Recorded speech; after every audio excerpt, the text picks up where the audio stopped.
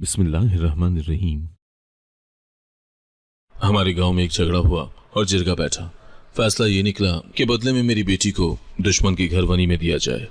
मैंने तेरे दिल में सुकून का सांस दिया कि लंगड़ी बेटी का बोझ उतर गया। वो रोती चीखती मेरे कदमों से लिपट गई। अब्बा, मुझे मत बेचो। मगर मैंने नजरें फेर ली और दुश्मन उसे घसीट कर ले गए। वहां उसे नौकरानी से भी बदतर रखा गया। भूख और मार उसका मुकद्दर ठहरा, लेकिन वो रातों को कुरान पढ़कर बस यही दुआ करती, या अल्लाह, इज्जत तेरे पास है, तू ही मेरा सहारा है।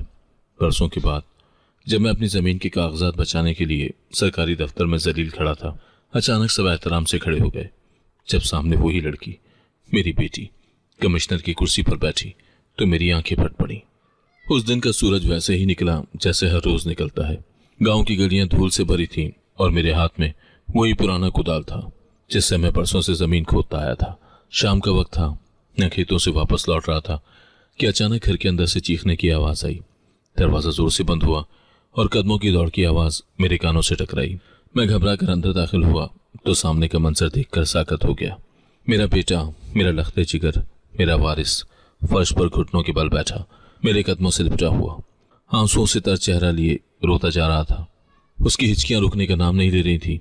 मेरी सांसें थम गई। वो कुछ कह नहीं पा रहा था। मैंने उसके कंधे पकड़कर झिंझोड़ा, क्या हुआ है, बात करो, कुछ बोलो। उसने कांपते हुए लब खोले और जैसे किसी कयामत का ऐलान किया, अब्बा, मैंने गलती से किसी को मार दिया है। मेरे जिस्म में एक सनसनाहट दौड़ गई। आंखों के सामने अंधेरा छा गया। लम्हा भर को कुछ भी समझ ना आया। मैंने पीछे हटकर कुर्सी संभाली और कानों में गूंजती इसे एक बात को बार बार सुनने लगा, कत्ल। ये लफ्ज मेरे कानों में सूर की मानिंद बज रहा था। किसको मारा, कैसे, मैंने झिझोड़ कर पूछा, लेकिन वो जवाब देने की हालत में न था। सिर्फ सर झुकाए रोता जा रहा था। गांव का कानून सख्त था। वहां पंचायत की जबान कानून से भी बालातर थी। खून का बदला खून। वहां सिर्फ कहावत नहीं, अमल था। अगर कत्ल साबित हो जाए तो जान बख्शी का कोई इम्कान नहीं। न पुलिस, न अदालत, सिर्फ बुजुर्गों की पंचायत जो जमीन पर बैठती और जिंदगी का फैसला करती।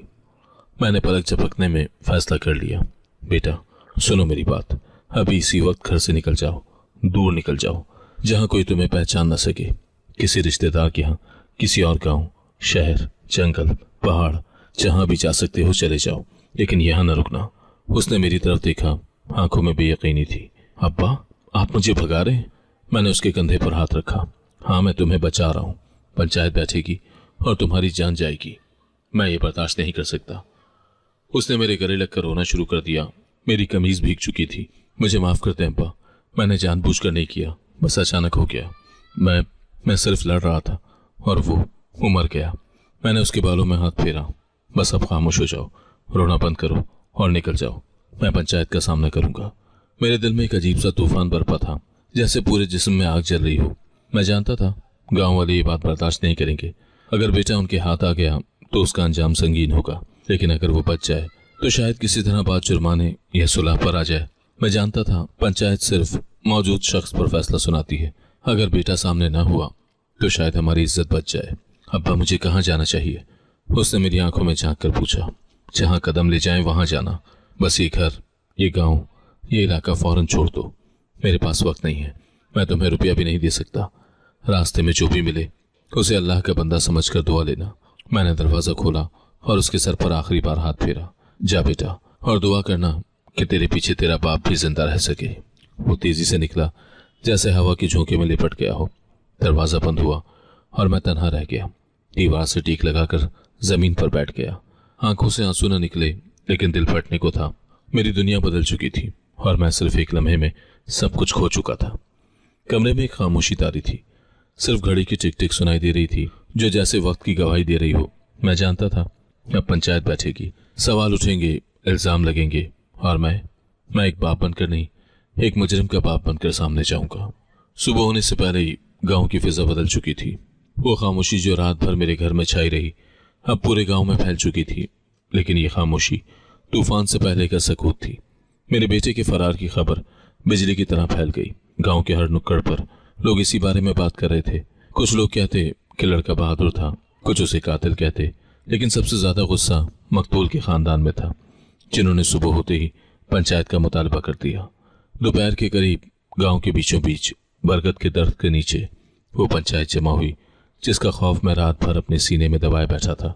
वही 5 बुजुर्ग जो गांव के हर झगड़े का फैसला करते थे, आज मेरे बेटे के किस्से का भी फैसला करने वाले थे। उनके सामने मकतूल का भाई खड़ा था। आंखों में आंसू नहीं, सिर्फ नफरत और इंतकाम की आग थी। उसने अपने जले हुए दिल के साथ कहा, हमें सिर्फ इंसाफ चाहिए, खून के बदले खून। मैं भी पंचायत में खामोशी से बैठा था। दिल में एक कर्ब था, लेकिन चेहरे पर एक ऐसा सुकून जो शायद एक बाप अपनी औलाद के लिए आखिरी बार महसूस करता है। मुझसे सवाल किए गए, तुम्हारा बेटा कहाँ है? मैंने नजरें झुकाकर जवाब दिया, मुझे नहीं मालूम, वो खुद घर से गायब है। एक और बुजुर्ग बोला, तुम झूठ बोल रहे हो, गांव का दस्तूर है, कातिल हाजिर हो, वरना बदले में खानदान से कोई लिया जाएगा। मैंने सर हिलाकर बस इतना कहा, आप जो फैसला करें कबूल है। फिर कुछ वक्त खामोशी छाई रही और एक दूसरे को देखने के बाद पंचायत ने फैसला सुनाया। चूंकि कातिल हाजिर नहीं और खानदान ने एतराफ़ जुर्म किया है, इसीलिए कातिल की बहन नौरीन को मकतूल के खानदान को वनी किया जाएगा। ये अल्फाज सुनते ही कुछ औरतों ने रो दिया, किसी ने एतराज़ किया, लेकिन मेरे दिल पर कोई बोझ नहीं पड़ा। जैसे मैं इस फैसले के लिए पहले ही तैयार था। मेरा दिल हैरत अंगेज तौर पर मुतमईन था। मेरे साथ बैठा हुआ एक बुजुर्ग हाजी गुलाम आहिस्ता से मेरे कान में बोला, फैसला सख्त है, पर तुमने सर झुकाकर मान लिया, बड़ी बात है। मैंने सर्द महरी से जवाब दिया, नौरीन मेरी बेटी ज़रूर है, मगर मेरी मजबूरी भी है। बेटी की जान बच गई, यही काफ़ी है। उसने मुझे गौर से देखा, मगर कुछ न बोला। जब ये फैसला घर तक पहुंचा तो नौरीन को किसी और से नहीं, खुद मुझसे सुनना पड़ा। वो कमरे में बैठी थी, शायद सिलाई कर रही थी। मैंने दरवाजे पर खड़े होकर कहा, नौरीन तैयारी करो, तुम्हें ससुराल भेजा जा रहा है। उसने सिलाई छोड़कर मुझे देखा, चेहरे पर हैरत थी, फिर खौफ। अब्बा, कौन सा ससुराल? मैंने रुख फेर कर कहा, वही जो तुम्हारी किस्मत में लिखा गया है, मकतूल के घर, तुम अब बनी हो। उसके हाथों से कपड़ा गिर गया। क्या अब्बा, ये कैसा फैसला है? मैंने क्या किया है? मैं खामोश रहा। उसने मेरे कदमों में बैठकर रोना शुरू कर दिया। अब्बा, मैं लंगड़ी हूं, मैं कैसे उनके जुल्म सहूंगी, मुझे बचा लें। मैंने उसकी तरफ देखा तक नहीं। फैसला हो चुका है, तुम्हें जाना होगा। नौरीन को ले जाने वाले 2 मर्द घोड़े पर सवार थे और उनके साथ एक औरत भी थी जो शायद इस बात की गवाही देने आई थी कि लड़की बखुशी जा रही है। हालांकि हकीकत बिल्कुल बरक्स थी। नौरीन ने सफ़ेद चादर ओढ़ रखी थी जिसके नीचे से उसके कांपते हाथ बार बार निकल आते और वो कभी अपना दायां पांव संभालती, कभी खुद को समेटने की कोशिश करती। उसका लंगड़ाता हुआ कदम जमीन पर एक बोझ की तरह पड़ रहा था, लेकिन वो फिर भी भागने की कोशिश कर रही थी। उसके कदमों में बेड़ियां तो नहीं थी, लेकिन खौफ ने उसे जकड़ रखा था। जब वो दरवाजे से निकली तो गांव की औरतें छतों पर खड़ी हो गईं। कुछ ने मुंह पर हाथ रखे, कुछ ने आहिस्ता आहिस्ता मातम किया और एक दो ने बद्दुआएं भी दी। खुदा करे तेरा वो बेटा जिसके लिए तूने बेटी बेची है, तुझे एक दिन पानी को तरसा दे। मगर मेरे कान आवाजों से बेनियाज थे। मेरी निगाहें जमीन पर थीं और दिल में खामोशी, जैसे मैंने कोई सौदा मुकम्मल कर लिया हो। एक ऐसा सौदा जिसमें नफा भी था और सुकून भी। नौरीन ने आखिरी बार मेरे कदमों को चूमने की कोशिश की। अब्बा प्लीज मुझे इनके साथ मत भेजें, मैं आपकी खिदमत करूंगी, मैं कुछ नहीं मांगूंगी। मैंने उसकी तरफ देखा नहीं, बस पीछे हट गया। वो चीखती रही, लेकिन मैं खामोश रहा। उस लम्हे मुझे यूं लगा जैसे मेरी समात ने खुद को बंद कर लिया हो। उन लोगों ने नौरीन को बीच बाजार से गुजारा। गांव की गलियां तंग थीं, लेकिन नजरें तेज। हर किसी की आंख में एक सवाल था और हर जबान पर एक फिक्रा। यही है वो लड़की जिसे वनी किया गया है। कोई कहता कमजोर लगती है, क्या इंसाफ है ये। कोई हंसता अब्बा ने चालाकी की, बेटी दी बेटा बचा लिया। और कुछ तो साफ कहते ये बेचारी मर जाएगी इनके हाथों। नौरीन को मकतूल के घर पहुंचाया गया। एक छोटा सा कच्चा घर जिसके सहन में सूखी लकड़ियां और कचरे का ढेर लगा था। दरवाजे पर खड़ी एक बूढ़ी औरत ने उसके माथे पर जोर से थप्पड़ मारा। हमने भाई खोया है और तू हमारे घर इज्जत बनकर आ रही है। नौरीन ने कुछ न कहा। उसकी आंखें बंद थीं और वो सिर्फ अंदर ले जाई जा रही थी। पहला दिन ही क़यामत से कम न था। उसे एक टूटी हुई चारपाई दी गई जिस पर गंदी चादर पड़ी थी। न खाने को कुछ दिया गया, न पानी, सिर्फ ताने, गालियां और हिकारत। शाम होते ही उसे जानवरों के बाड़े में झाड़ू देने का हुक्म मिला। उसका जिस्म दर्द से चूर था, पांव सूजे हुए थे, मगर जबान बंद थी। उसकी खामोशी में एहतजाज दफन हो चुका था। कुछ दिन के बाद गांव की मासी रुखसाना ने मुझसे कहा, नौरीन को मारा पीटा जा रहा है। कल मैंने खुद देखा, उसकी कमर पर नील पड़े हैं। वो कुछ कह नहीं रही, लेकिन आंखें सब बता रही हैं। मैंने कंधे उचकाकर जवाब दिया, ये सब वनी की रस्म का हिस्सा है, बर्दाश्त करना पड़ेगा। रुखसाना ने गुस्से से मेरी तरफ देखा। तुम बाप हो या कसाब? और वो चलती बनी। फिर एक दिन ऐसा आया कि नौरीन को गांव के कुएं पर पानी भरने के लिए भेजा गया। उसका लंगड़ापन सबकी नजरों में था और लोगों की हंसी उसके पीछे पीछे चल रही थी। अरे वनी होकर भी काम कर रही है, लगता है घर वाले को कुछ नहीं मिला इससे। नौरीन ने अपने आंसू छुपा लिए, पानी भरा और घर लौट गई। मगर उस दिन उसने कुएं पर बैठकर देर तक रब से कुछ मांगा, शायद सब्र, शायद निजात। उधर मेरे घर में खामोशी गहरी होती जा रही थी। बेटी की कोई खबर न थी और नौरीन का जिक्र घर में ममनू हो चुका था। मोहल्ले की औरतें कभी कभार आकर पूछती, कुछ खबर है उसकी? तो मैं कह देता, शायद खुश है अपने नए घर में, और बात बदल देता।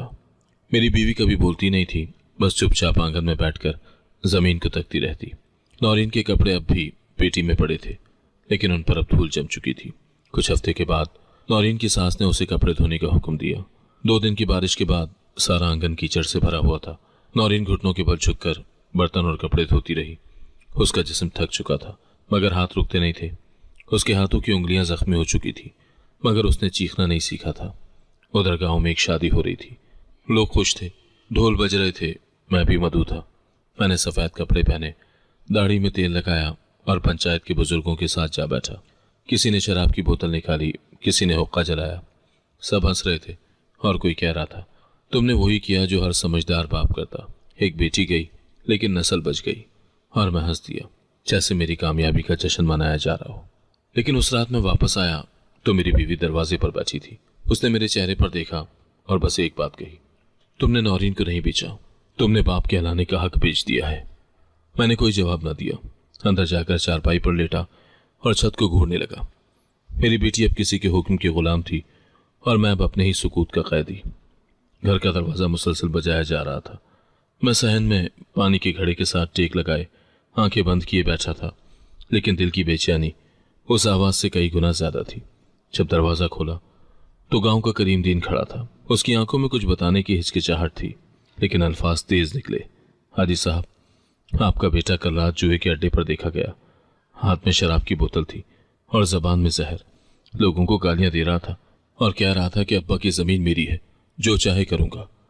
मेरे पैरों तले जमीन खिसक गई। मैंने खामोशी से दरवाजा बंद किया, अंदर आया और वही पुराना संदूक खोला जिसमें जमीन के कागजात रखे थे। उन्हें उलट पलट करके देखा, मगर असल रजिस्ट्री गायब थी। दिल की धड़कन बढ़ गई। सहन में बैठकर सोचने लगा, नहीं, वो ऐसा नहीं कर सकता, वो मेरी जमीन नहीं बेच सकता। मगर दिल अंदर से कुछ और कह रहा था।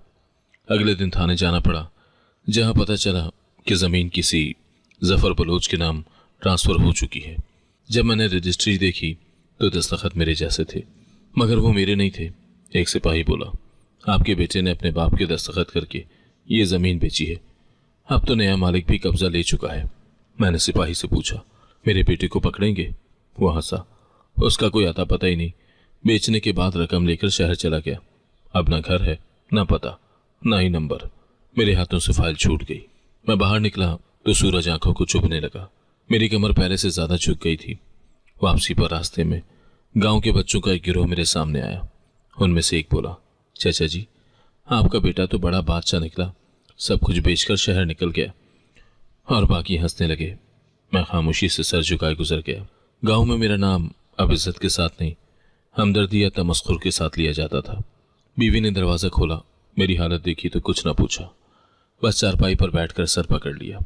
मैंने सहन में पड़ी मिट्टी को हाथ से कुरेदना शुरू किया। ये जमीन अब मेरी नहीं रही। जिसके लिए सारी उम्र तपिश में जला, वो हाथों से चली गई। बीवी ने कहा, बेटी गई, बेटा गुम, जमीन गई, अब क्या बचा है? मैंने कोई जवाब न दिया, सिर्फ कहा, खामोश रहो, मैं खुद ही सब खत्म कर बैठा हूं। अगले दिन सुबह सवेरे गांव के एक पुराने दोस्त रशीद मिलने आया। वो खामोशी से चारपाई पर बैठा और कुछ देर के बाद बोला, सुना है जमीन भी हाथ से गई। मैंने सर हिलाया। उसने लंबी सांस ली। तुमने नौरीन को कुर्बान किया, बेटे को बचाया, अब सब कुछ लुटा बैठे हो। मैंने तलखी से कहा, यही किस्मत थी शायद। रशीद ने कंधे पर हाथ रखा। किस्मत नहीं, फैसले थे। किस्मत को इल्जाम देना आसान है, मगर वो फैसले हमारे अपने होते हैं जिनका अंजाम हमें भुगतना पड़ता है। बेटे के बारे में कोई खबर न मिली। किसी ने कहा वो लाहौर में है, किसी ने बताया वो कराची में नशे के अड्डे पर देखा गया है, लेकिन हर खबर सिर्फ दर्द बनकर आती। यकीन नहीं, मैंने तलाश न की, न सदा दी। दिल ने भी थक कर चुप साध ली थी। जमीन पर नया मालिक जफर बलोच आ गया। उसने आकर जमीन पर अपनी मशीनरी खड़ी कर दी, किसानों को निकाल दिया और साफ कह दिया कि ये अब मेरा हिस्सा है। मैं कुछ न कह सका। एक दिन उसके मजदूर मेरे सामने से हंसते हुए गुजरे। अब्बा जी, आपकी जमीन बहुत जरखेज निकली, फसल बहुत अच्छी आई है। मैंने सर झुकाया और आहिस्ता से कहा, हाँ, तुम्हें मुबारक हो। मेरे पुराने दोस्तों ने मुझसे मिलना छोड़ दिया। लोग मुझे देखकर नजरें चुराते ये बात बदल देते। मुझे महसूस होने लगा मैं अब इस गांव में सिर्फ एक इबरत की मिसाल हूँ। वो बाप जिसने अपनी बेटी को दुश्मनों के हवाले किया और बेटे को बचाकर खुद बर्बाद हो गया। एक दिन मस्जिद के मौलवी साहब ने खुतबे में कहा, औलाद की तरबियत माँ बाप का फर्ज है। जो सिर्फ बेटे को वारिस समझ कर पाले वो अक्सर बेटों से ही महरूम हो जाते हैं। वो मुझे देखकर बोले बगैर गुजर गए, मगर उनका इशारा वाज़ेह था। बीवी खामोश हो चुकी थी। वो सिर्फ नमाज पढ़ती या खामोशी से कमरे में बैठी रहती। नौरीन का नाम भी नहीं लेती थी, लेकिन उसकी आंखों में एक मुस्तकिल नमी होती, जैसे हर लम्हा एक सवाल दोहराती हो, कहाँ है वो बेटी जिसे हमने बगैर विदाई की रुखसत कर दिया। मेरा घर अब खाली खाली लगता था। दरो दीवार गवाह थे उन फैसलों के जो मैंने जल्दबाजी और खुदगर्जी में लिए, बेटे के लिए, जमीन के लिए, नाम के लिए। मगर अब उनमें से कोई भी शय मेरे पास नहीं थी। सिर्फ पछतावा बाकी था, जो हर दिन मजीद गहरा होता जा रहा था। वो सुबह आम दिनों जैसी नहीं थी। सहन में धूप बिखरी हुई थी, पर दिल में अंधेरा बढ़ता जा रहा था। पिछले कई दिनों से कागजात की तफ्तीश, झूठी उम्मीदें और रुसवाई के साए मेरे साथ चल रहे थे। गांव के एक वाकिफकार अकरम, जो शहर में क्लर्क था, उसने मशवरा दिया था, चाचा जी, कमिश्नर के दफ्तर चले जाएं, वहां अगर दरखास्त दें तो शायद कुछ हो जाए।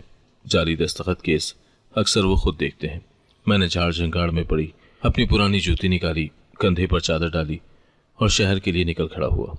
पुराने बस अड्डे पर धूप में खड़े होकर गाड़ी का इंतजार करते वक्त हाथ कांप रहे थे। लोग इधर उधर जा रहे थे और मैं सोच रहा था कि जिन कागजात के लिए सारी जिंदगी एक एक ईंट जोड़ी, वो आज किसी और के नाम हो चुके हैं। शहर का शोर मेरे अंदर की खामोशी से मुख्तलिफ था। दफ्तर के दरवाजे पर एक संतरी खड़ा था। उसने अंदर जाने से पहले कागजात मांगे। मैंने फाइल पेश की। ऊपर कमिश्नर साहब के पास जाना है। उसने शक भरी नजरों से मुझे देखा, फिर सर हिला दिया।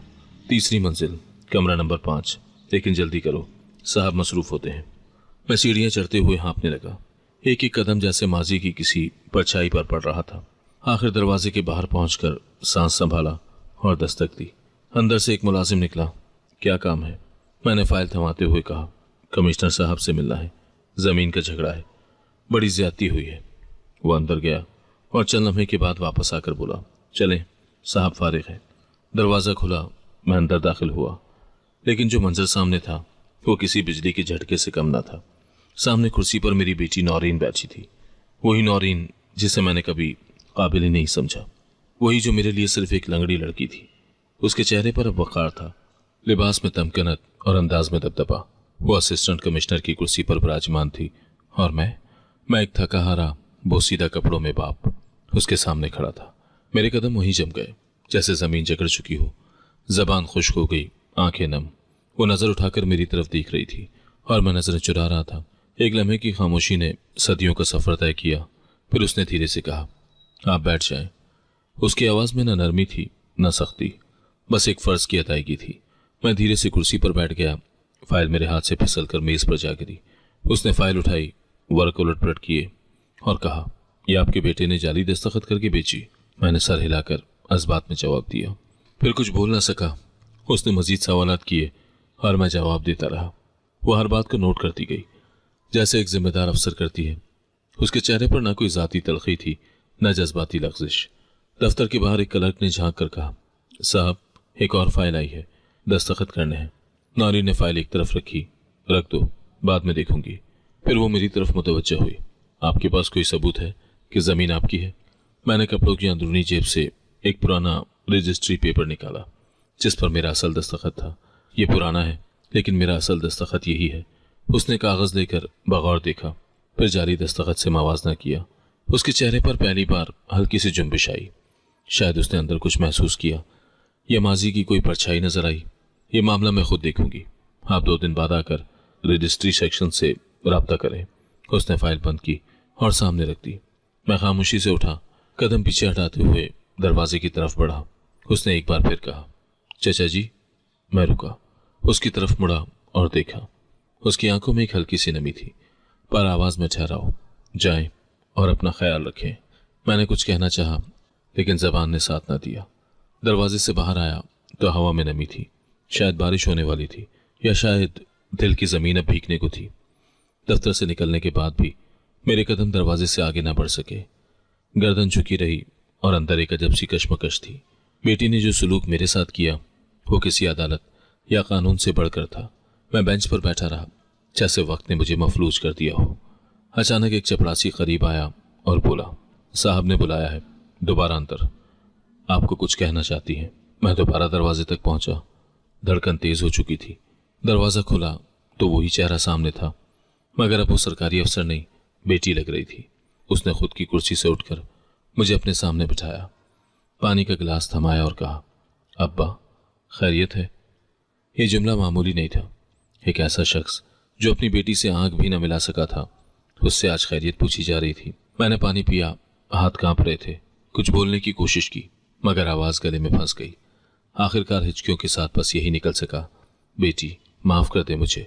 वो खामोशी से सुनती रही, चेहरे पर वही सुकून जो सिर्फ उन लोगों को हासिल होता है जो अंदर से जीत चुके होते हैं। अब्बा, आपकी हालत देखकर मुझे दुख जरूर हुआ, लेकिन मेरा दिल बदला नहीं। मैंने अपने आप को माजी से आज़ाद कर दिया है। उसके अल्फाज में एक ठहराव था, एक गहराई। मैंने आंखें पोंछते हुए कहा, तुमने कैसे किया ये सब? मैं तो तुम्हें कमज़ोर समझता था। उसने मेज़ की दराज से एक तस्वीर निकाली, जिसमें वो किसी तकरीब में सर्टिफिकेट ले रही थी। ये सब आसान नहीं था अब्बा, पर मैंने हार नहीं मानी। आपने जो मेरे साथ किया वो मेरा अंजाम नहीं, वो मेरा आगाज था। मैं खामोश हो गया। मेरे सामने बैठी वो लड़की जो कभी मेरी कमजोरी थी, आज मेरा आईना बन चुकी थी। उसने फाइल बंद की और नरमी से बोली, अब्बा ये जमीन आपको वापस मिल जाएगी। मैं जाती तौर पर इस केस को देख रही हूँ, मगर एक बात जान ले, ये मैं बतौर अफसर कर रही हूँ, बेटी होने के नाते नहीं। ये बात मेरे दिल पर एक वार की तरह लगी, पर सच्चाई से भरी हुई थी। नौरीन, मैं जानता हूँ तुमने जो सहा वो शायद कोई और सहता तो टूट जाता। मैंने तुम्हें उस वक्त तन्हा छोड़ा जब तुम्हें सबसे ज्यादा जरूरत थी। वो मुस्कुराई और अल्लाह ने मुझे थाम लिया। वही मेरा सच्चा सहारा था। मैंने आहिस्ता से पूछा, क्या तुम कभी मुझे माफ कर सकोगी? उसने नजरें नीचे कर ली। माफी वक्त के साथ शायद आ जाए, लेकिन भूलना मुमकिन नहीं। दफ्तर की खिड़की से बाहर देखते हुए नौरीन कुछ लम्हे चुप रही, जैसे अल्फाज तरतीब दे रही हो। फिर आहिस्ता से कुर्सी पर सीधी होकर मेरी तरफ देखा और बोली, अब्बा आपने पूछा था ना कि मैं यहां तक कैसे पहुंची? मैंने खामोशी से इस बात में सर हिलाया। उसने गहरी सांस ली और माजी के दरवाजे खोल दिए। जब मुझे उनके घर ले जाया गया तो पहली रात ही मुझे अलग कमरे में बंद कर दिया गया। कोई खैर मुकदमे की कलिमात, कोई रस्म नहीं, सिर्फ खामोशी और बंद दरवाजे। अगली सुबह मुझे आवाज देकर बाहर बुलाया गया और सहन में सब घर वाले बैठे थे। सास ने मुझे देखा और कहा, ये तो लंगड़ी है, हमारे किस काम की? मैं नजरें झुकाए सुनता रहा। नौरीन का लहजा नरम था, लेकिन अल्फाज में वो कर्ब था जो सिर्फ एक जुल्म सहने वाला ही बयान कर सकता है। मेरी सास ने मुझे फौरन बावर्ची खाने में झाड़ू देने को कहा। हाथों में छाले पड़ गए, लेकिन जबान बंद रखी। एक दिन मेरे पाँव की तकलीफ इतनी बढ़ी कि मैं गिरते गिरते बची, तो ससुर ने गुस्से से चप्पल उठाकर फेंकी और बोला, ये लड़की काम नहीं कर सकती, सिर्फ तानों की मुस्तहिक है। मैंने बेख्तियार आंखें बंद कर ली। हर लफ्ज मेरे ज़मीर पर चाबुक की तरह लग रहा था। खाने में अक्सर बचा कुचा दिया जाता था, कभी कभी तो 2 दिन भी सूखी रोटी पर गुजारा करना पड़ता। जिस्म कमजोर होता जा रहा था, लेकिन मैंने कभी किसी से शिकायत नहीं की। एक दिन उनके घर आई मेहमान औरत ने पूछा, ये कौन है? तो सास ने कहा, ये वही वनी वाली है, सजा है किसी गुनाह की।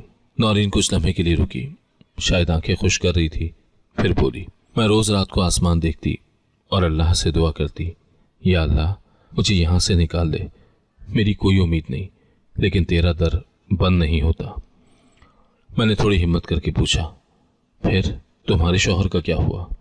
नौरीन ने हल्की सी मुस्कुराहट के साथ कहा, वो शहर गया था काम के सिलसिले में, 6 महीने के बाद वापस आया। उससे पहले दिन से मुझ में कोई दिलचस्पी नहीं थी, लेकिन उस दिन जब उसने मुझे सहन में चूल्हा जलाते देखा, मेरा जला हुआ हाथ और चेहरे पर जख्म देखे तो शायद उसे एहसास हुआ कि कुछ गलत है। उसने अपनी माँ से पूछा, ये क्या हाल है नौरीन का? तो वो बोली, ये हमारी बहू नहीं, बदले में आई है, इसे ऐसे ही रखा जाएगा। वो चुप हो गया, लेकिन उसके बाद वो अक्सर मुझे देखने लगता, सवाल करता, क्या तुमने किसी से कुछ कहा? मैं खामोश रहती, सिर्फ सर झुका देती। मैंने आहिस्तेगी से पूछा, फिर क्या बदला? नौरीन ने कहा, एक दिन मेरी तबीयत बहुत ख़राब हो गई, तेज़ बुखार, कमज़ोरी और दर्द। सास ने दवा तक न दी। शौहर ने जब देखा तो गुस्से में आकर मुझे अस्पताल ले गया। डॉक्टर ने कहा, ये शदीद ग़िज़ाई कमी और जहनी दबाव में है, इसे आराम, इज्जत और देखभाल की ज़रूरत है। उस दिन शौहर ने पहली बार मेरे हाथ थामे। उसने कहा, नौरीन, मैंने तुम्हें देखा नहीं था, सिर्फ सुना था कि तुम बनी हो, बदले में आई हो। मैंने कभी तुम्हें इंसान की नज़र से नहीं देखा।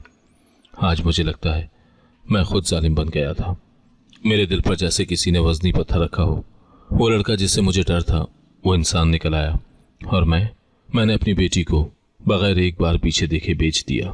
नौरीन बोली, उस दिन के बाद उसने मुझे शहर ले जाने का फैसला किया। उसके दोस्त के तवस्सुत से हम लाहौर शिफ्ट हो गए। वहाँ छोटे फ्लैट में रहना शुरू किया। शौहर ने पुराना काम दोबारा शुरू किया और मुझे कहा कि अगर पढ़ाई मुकम्मल करना चाहो तो मैं मदद करूँगा। मैंने हैरानी से पूछा, तुमने दोबारा पढ़ाई की? जी अब्बा। मैंने घर के कामों के साथ साथ शाम की क्लासेस शुरू की। पहले प्राइमरी इम्तहान दिया, फिर मैट्रिक और आखिरकार बीए। कुछ सालों में मैंने मुकाबले के इम्तहानात की तैयारी की। शौहर ने हर कदम पर मेरा साथ दिया। वो खामोश, नर्मगो और समझदार इंसान निकला। नौरीन की आंखों में चमक थी, लेकिन वो चमक सब्र की आग से तप कर बनी थी। नौरीन की आवाज़ में ठहराव था, जैसे वो हर बात कई बार अपने दिल में दोहरा चुकी हो और अब वो सच्चाइयाँ लफ्ज़ों की शक्ल में मेरे सामने रख रही हो। उसने अपना हाथ फाइल पर रखा और कदरे तवक्कुफ से बोली, अब्बा, जब मैं शहर पहुंची तो मेरे पास सिर्फ 2 जोड़े कपड़े थे और एक थकी हारी रूह, लेकिन अंदर एक अज़म जिंदा था जो शायद आपके छोड़ जाने के बाद जागा। मैं खामोशी से उसे देखता रहा। मेरे लब सिले हुए थे और दिल धड़कने के बजाय सवालों के बोझ तले दब रहा था। मेरे शौहर ने छोटे से फ्लैट में मेरे लिए वो सुख देने की कोशिश की जो उसके अपने घर ने मुझसे छीने थे। उसने खुद कहा, नौरीन, मुझे मालूम है मैं तलाफी नहीं कर सकता, लेकिन तुम्हारी जिंदगी अब मेरे लिए नई जिम्मेदारी है। वो रुकी, फिर कदरे सर झुकाकर मुस्कुराई। पहली बार किसी ने मुझे इंसान समझा था, सजा नहीं। नौरीन के अल्फाज मेरे सीने में उतर रहे थे, जैसे हर जुमला एक छोटा सा खंजर हो जो दिल के अंदर गहराई तक जा रहा हो। शहर में जिंदगी आसान नहीं थी, हर कदम पर तंगी थी। शौहर की आमदनी महदूद और मेरे इरादे बड़े। दिन में घरेलू काम करती, शाम में प्राइवेट स्कूल में बच्चों को पढ़ाती और रात को खुद पढ़ती। पुरानी किताबें बाजार से सस्ती लेती और खुद ही नोट्स बनाती। कभी कभी खाना कम हो जाता तो एक रोटी दोनों के बीच तकसीम होती, मगर हमने हार नहीं मानी। मैंने बेख्तियार पूछा, आया था अब्बा? बहुत बार, हर बार, पर हर बार दिल में वो लम्हा आ जाता जब मैंने आखिरी बार आपके पांव पकड़े थे और आपने नजरें फेर ली थी। मैंने खुद से कहा, जब लौटूंगी तो इज्जत के साथ। उसकी आवाज़ में लर्जिश थी, पर चेहरे पर गुरूर नहीं, फ़कत यकीन था। फिर एक दिन अखबार में इश्तहार देखा कि कमीशन के इम्तहानात हो रहे हैं। वहीं से असल सफ़र शुरू हुआ। मैंने तैयारी की, कई रातें जागकर सिर्फ लफ्ज़ों और सवालात में डूबी रही। शौहर ने हर कदम पर साथ दिया। उसने मेरे लिए एक पुराना कंप्यूटर ख़रीदा जो अक्सर बंद हो जाता, लेकिन उसने शिकायत नहीं की। कहता, तुम हार नहीं मानना, बाकी सब मैं संभाल लूँगा। मैंने कहा, वो कैसा इंसान है? मैं तो हमेशा उससे डरता रहा। नौरीन ने नज़रें उठाकर मेरी आंखों में देखा।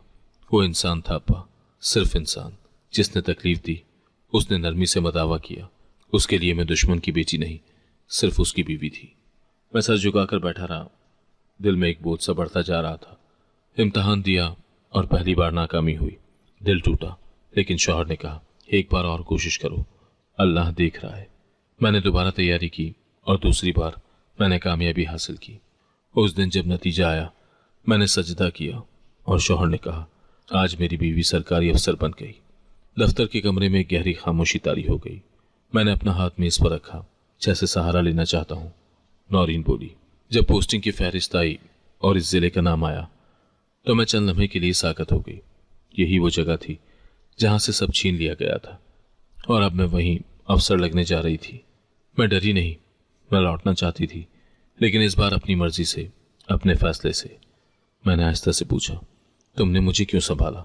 मैंने तो तुम्हें कभी अपना माना ही नहीं। नौरीन ने कागजात समेटे और कुर्सी से टेक लगाकर बोली, क्योंकि मैं जानती थी कि आप मुजरिम नहीं थे, सिर्फ कमजोर थे। आपने बेटी की मोहब्बत में बेटी को कुर्बान किया। शायद अगर आपको मौका मिलता तो आप भी अपनी इस्लाह करते। मैंने आपको एक मौका दिया, शायद इसमें मेरा सुकून छुपा था। दफ्तर की खिड़की से बाहर सूरज गुरूब हो रहा था। हर कमरे में एक रोशनी बाकी थी, वो रोशनी जो सिर्फ सच्चाई से आती है। नौरीन ने एक आखिरी फिक्र कहा, अब्बा, मेरे शौहर ने मेरे भाई की मौत का बदला मुझसे नहीं लिया, क्योंकि उसने समझा कि इंतकाम में कुछ नहीं रखा। उसने मुझे इज्जत दी और मैंने उसे एतमाद। हमने साथ जीना सीखा, ना कि एक दूसरे को सजा देना।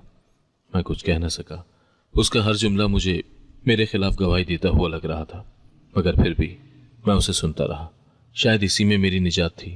दफ्तर के कमरे में एक बेआवाज कशमकश जारी थी। नौरीन अपनी कुर्सी पर सीधी बैठी थी और मैं उसके सामने एक मामूली साइल की तरह अपने हाथों की लकीरों को घूरता हुआ बैठा था। मेज पर मेरी फाइल खुली थी, जिसमें जाली दस्तखत, खरीदार के नाम और मेरे पुराने कागजात रखे थे। उसने वो फाइल दोबारा खोली, सरसरी नजर डाली और एक कलम निकालकर नीचे नोट लिखना शुरू किया। ये केस जिला रजिस्ट्री ऑफिस को भेज दिया जाए। तमाम मुतालिका कागजात की तौसीक दोबारा होगी और जिस वक्त फरीक ने ज़मीन खरीदी उसकी कानूनी हैसियत का जायजा लिया जाएगा। उसकी आवाज़ वाज़े, पेशावराना और मुतवाज़िन थी। एक अफसर का अंदाज जिसमें कोई तलखी, कोई एहसान और कोई तासुर शामिल नहीं था। वो सिर्फ इंसाफ लिख रही थी, जज्बात नहीं। उसने मेज़ पर रखे इंटरकॉम बटन को दबाया। चंद लम्हों के बाद एक एहलकार अंदर दाखिल हुआ। नौरी ने उसे मुख्तसर हिदायत दी, ये फाइल मुकम्मल करके रजिस्ट्री दफ्तर भिजवाओ और इस पर जवाबी कार्रवाई 2 दिन में वापस मेरे पास होनी चाहिए। एहलकार ने फाइल ले ली और बाहर चला गया। कमरे में एक बार फिर खामोशी छा गई। मैंने नजरें उठाई, शायद उसकी आंखों में कुछ तलाशने के लिए, लेकिन वहां सिर्फ सुकून और दयानत थी।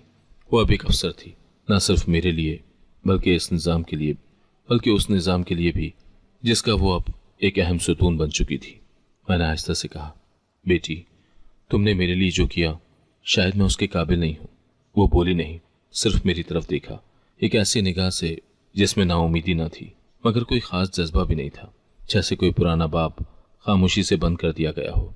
नौरीन, तुम्हें याद है बचपन में तुम स्कूल से आकर सबसे पहले मुझे अपनी किताबें दिखाती थी? वो लम्हा भर कर रुकी, जैसे याददाश्त का कोई दरवाज़ा खुला हो, मगर फिर वही वकार से बोली, मुझे सब याद है अब्बा, मगर यादें फैसला नहीं करती, फर्ज करता है। मैं उसकी मेज़ के किनारे को देखने लगा, जैसे उस लकड़ी के जर्रे में कोई माफ़ी छुपी हो। नौरीन ने नरमी से कहा, आपकी ज़मीन का फैसला अब कानून करेगा। मेरा काम है कि वो अमल साफ और शफाफ हो, बस यही मेरा काम है और यही मेरा इख्तियार। तुम्हारी माँ पूछती है तुम्हारा हाल, मैंने मध्यम आवाज में कहा। नौरीन की आंखों में थोड़ी नरमी आई, लेकिन जबान पर वही सब्र था। आप उन्हें मेरा सलाम कह सकते हैं। कमरे में एक फाइल की वर्करदानी की आवाज गूंजती रही। नौरीन दोबारा अपने कागजात में मसरूफ हो चुकी थी। उसका एक हाथ कलम थामे कागज पर निशान लगा रहा था और दूसरा फोन की तरफ बढ़ा। उसने सामने मेरी मौजूदगी को नजरअंदाज नहीं किया, लेकिन उस पर कोई इजाफी तवज्जो भी न दी। वो मेरे लिए अफसर थी और अपने फर्ज के दायरे से बाहर न निकली। दफ्तर की वो शाम खिलाफ मामूल खामोश थी। जब नौरीन ने अपनी फाइलें समेटी, कलम दराज में रखा और नरमी से बैग बंद किया, तो कमरे में मौजूद अमला खुद ब खुद रास्ता छोड़ने लगा। उसके चेहरे पर सुकून था, न किसी फतह का गुरूर, न किसी कुर्बत की खुशी। वो एक आम दिन की तरह अपने फर्ज से फारिग हो रही थी। मैं दरवाजे के पास खड़ा बेबस नज़रों से उसे देख रहा था। वो मेरे करीब से गुजरी तो चंद लम्हों के लिए रुकी, मेरी तरफ देखा और सिर्फ इतना कहा, अब्बा, आपका केस आगे बढ़ा दिया गया है, कानून अपना काम करेगा। मैंने लब हिलाए, लेकिन आवाज़ ना निकल सकी। दिल चाहा कि उसका हाथ पकड़कर रोक लूं, कुछ कहूं, माफिया मांगूं, लेकिन मेरे गुनाहों ने मेरी जबान बंद कर दी थी। वो बाहर निकली, सीढ़ियां उतरी और आहिस्तगी से गाड़ी में बैठ गई। गाड़ी का दरवाज़ा बंद हुआ और वो चली गई। उसकी पुश्त देखकर मुझे वो दिन याद आ गया जब दुश्मन उसे रोते हुए ले गए थे। उस दिन भी मैं खामोश खड़ा था और आज भी, मगर फ़र्क ये था कि आज मेरी बेटी फातेह बनकर गई थी और मैं शिकस्त खूर था। दफ्तर की वो कुर्सी जिस पर वो चंद लम्हे पहले बैठी थी अब खाली थी, मगर उसकी मौजूदगी पूरे कमरे में बाकी थी। कमरे की दीवार पर लटके कैलेंडर को देखते हुए मैंने खुद से कहा, यह जिंदगी का एक ऐसा बाब है जो लिखा तो गया मेरे हाथ से, मगर खत्म किसी और के हाथों हुआ। दिल में सिर्फ एक भूख रह गई थी। मैंने सब कुछ खो दिया था, सिर्फ वो जमीन बची थी जो अब बोझ बन चुकी थी, और वो बेटी जो कभी मेरे लिए एक मसला थी, अब मेरी जिंदगी का सबसे रोशन सफा थी, मगर बहुत दूर जा चुकी थी। शहर से वापस आकर चंद दिन गाँव में सुकूत रहा। हर रोज वही मामूल, वही दरो दीवार, वही खनखारता सुकूत। फिर एक दिन गांव के एक शख्स बाबर ने आकर बताया, चाचा जी, आपका बेटा लाहौर में देखा गया है, सड़क किनारे किसी दुकान के पास बैठा नशा कर रहा था। ये सुनकर मैं कुछ लम्हे के लिए साकत हो गया। फिर खुद लाहौर जाने का फैसला किया। वहां पहुंचा तो कई दिन उसकी तलाश में गुजरे। पुराने अड्डों पर, बाजारों में, फुटपाथों पर पूछता रहा। आखिरकार एक दिन रेलवे स्टेशन के करीब एक छोटे से पार्क में मैंने उसे देखा। गंदे कपड़ों में, बाल बिखरे हुए, आंखें सुर्ख और हाथ में एक खाली बोतल। मैं करीब गया। उसने मुझे पहचाना, मगर नजरें चुरा ली। मैंने कहा, बेटा वापस चले? उसने हंसी में जवाब दिया, अब्बा वापसी की अब कोई गली नहीं बची। मैंने उसके कंधे पर हाथ रखा, पर उसने पीछे हटकर कहा, जिस बेटी को आपने कुर्बान किया उसे मत बताना कि मैं जिंदा हूं, वो शर्मिंदा होगी। मेरे पास कहने को कुछ नहीं बचा था। मैं सिर्फ उसे देखता रहा, फिर आहिस्ता आहिस्ता वहां से चल दिया। उसने मुझे आवाज नहीं दी और मैंने पलट कर नहीं देखा। गांव वापस आया तो एहसास हुआ, उस बेटे को बचाने के लिए मैंने जिस कीमत पर सौदा किया वो बर्बादी थी। वो ना सिर्फ मेरा बेटा बल्कि मेरा गुरूर, मेरी उम्मीद, मेरा फख्र भी ले गया। अब वो सिर्फ एक साया था जो अपने ही गुनाहों में खो चुका था। और मैं अब भी एक बाप था, मगर एक शिकस्त खूरदा बाप। वक्त एक ऐसी नदी बन चुका था जो पीछे देखना भूल चुकी थी। गांव की गलियों में मेरा साया अब धीरे धीरे मध्यम होता जा रहा था। जमीन जो मेरे नाम पर दोबारा मुंतकिल हो गई थी, अब मेरे लिए एक जीती जागती कब्र जैसी थी। खेत वही थे पर हाथ कांपते थे, फसल वही थी पर आंखें धुंधला चुकी थी। नौरीन की कोई खबर न आई, न खत, न फोन, न सलाम। सिर्फ शहर के अखबारों में कभी कभार उसकी तस्वीर आ जाती। किसी प्रोग्राम में, किसी तकरीब में लोग कहते, चाचा जी बेटी आपकी किस्मत निकली, और मैं सिर्फ हल्की सी मुस्कुराहट देकर चुप रह जाता। बेटे के बारे में सुनने वालों की जबानें बंद हो चुकी थी। अब वो सिर्फ एक गुमशुदा नाम था, और मैं एक खामोश गवाह। दरवाजे पर लगी नौरीन की पुरानी तस्वीर, जिसमें वो 5वीं जमात की ट्रॉफी लिए हंस रही थी, अब भी मेरे सामने है। मैं रोज उससे माफी मांगता हूँ, अल्फाज में, आंखों में और दिल में। उसका चेहरा बोलता नहीं, पर उसकी खामोशी मेरे हर दिन को बोझल बना देती है। मैंने जिंदगी से जो सीखा वो शायद कोई किताब न सिखा पाती। एक बाप की हैसियत से मेरा सबसे बड़ा गुनाह वो बेरहमी थी जो मैंने अपनी कमजोर औलाद पर की।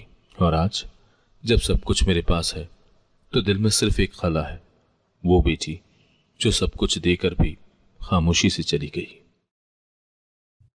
अगर आपको आज की कहानी पसंद आई है तो वीडियो को जरूर लाइक कीजिएगा और अपने दोस्तों के साथ भी शेयर कीजिएगा। और हां, अगर आपने अभी तक हमारा चैनल सब्सक्राइब नहीं किया तो जरूर सब्सक्राइब करें। मिलते हैं कल एक नई और दिलचस्प कहानी के साथ। अल्लाह हाफिज।